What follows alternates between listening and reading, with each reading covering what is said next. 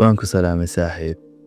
waxaan u malaynay su'aayadii kala dadku inuu sahal yahay haddii ardayga loo haysatidna guriga ay Khadiija dhimatay looma bixiyeen sanadkii murugada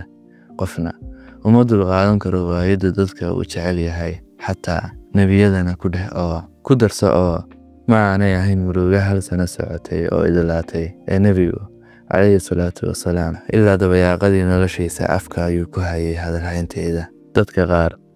marka aad weydo inta aad nooshahay qayb bannaan oo ka dhiman ayay ahaanayaan waxa aynu nahay aadame cad ka samaysan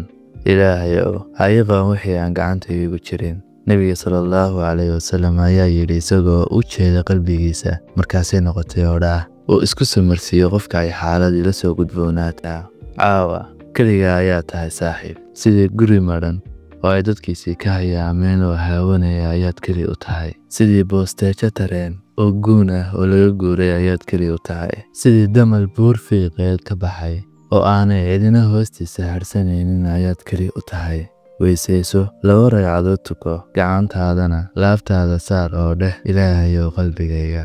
yaan iimaankaaga ku soo dhicin waxaanan ahayn hadalkii rabbigaaga ahaa qulnaa laa takhaf waxaanu ku nidhi ha biqin kadibna wax walba ilaahay u daa adigoo si yaqiin ah oo wax kasta uu kaa qaaday inay murtigii ku jirto intaad suturaysana oo isagu kaaga naxariis badan yahay dhammaanba qadarada rabbigaana ay wanaag uun yihiin xataa haddii ay ku xanuujinayaan dulqaad iyo dhowr adayg muuji saaxiib oo haleecin matid qof u hogta waayaha oo madaxiisa hoos geeya ee laga yaabaa inaad cid kale u tahay tiir ay ku tiirsan yihiin adigoo aan ogeyn laga yaabaa dad badani inay ku haminayeen inay madaxa hoos u dhigaan oo ay waayaha u liicaan maanka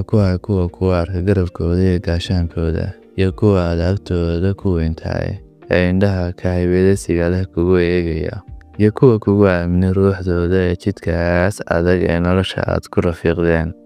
dhammaantood xasuuso